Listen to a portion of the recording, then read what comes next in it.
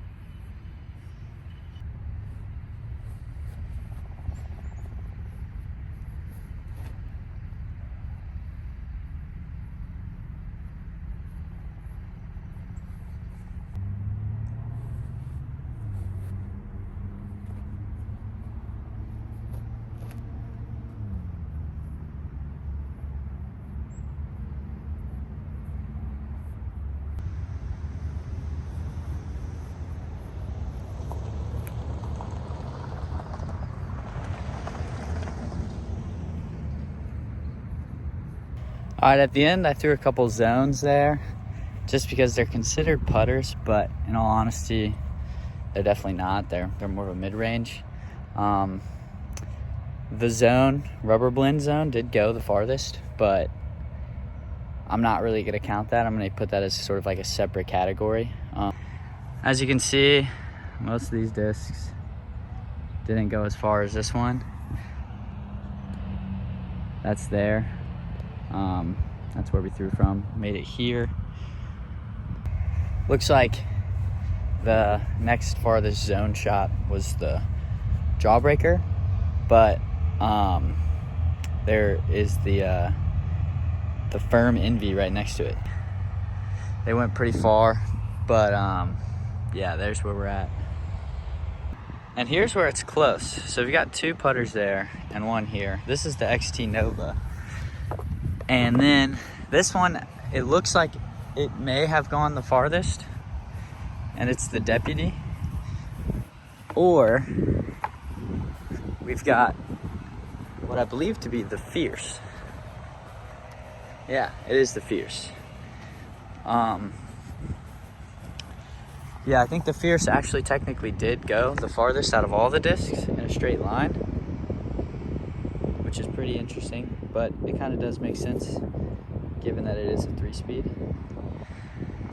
The Rhino and the Pig, they're both super overstable, typically used as approach discs. You can throw them off the drive. Both fairly short by about, I would say, there's a DX AVR.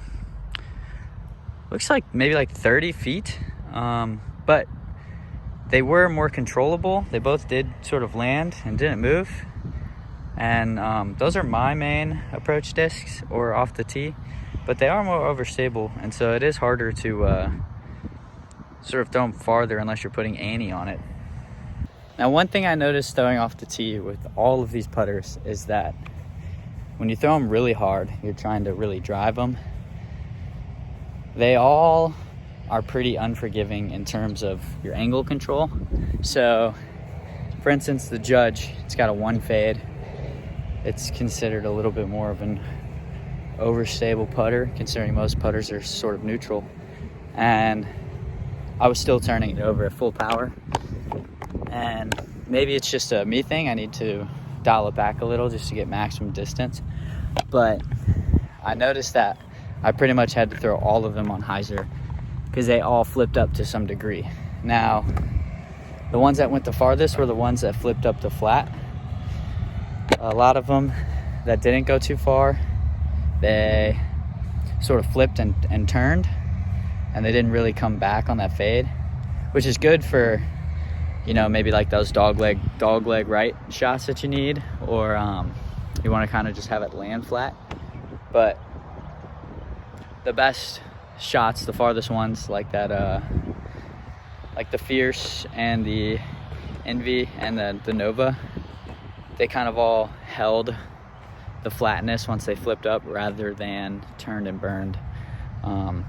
One thing I think is interesting about the rubber blend and the jawbreaker zones is that because they're a 4-speed and the fact that they're considered overstable, they did flip up from being beat in, but they would have a reliable fade, so they ended up being sort of straight across finish rather than finishing left of where you're aiming or finishing right of where you're aiming.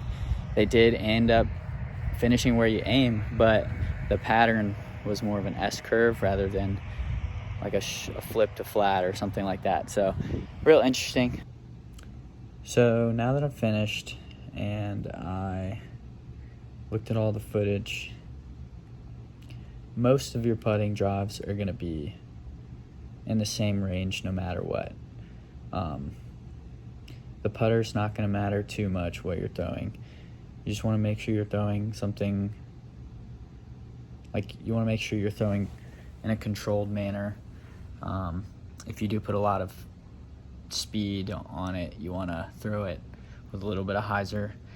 And at the end of the day, the variation in putter wasn't a huge deal, but I noticed that 3 speeds or the little bit higher speeds of the putters and higher glide usually went farther. So that's all I got. Best thing you can do is get out there and throw your own putters and just see where you're standing. So thanks for tuning in.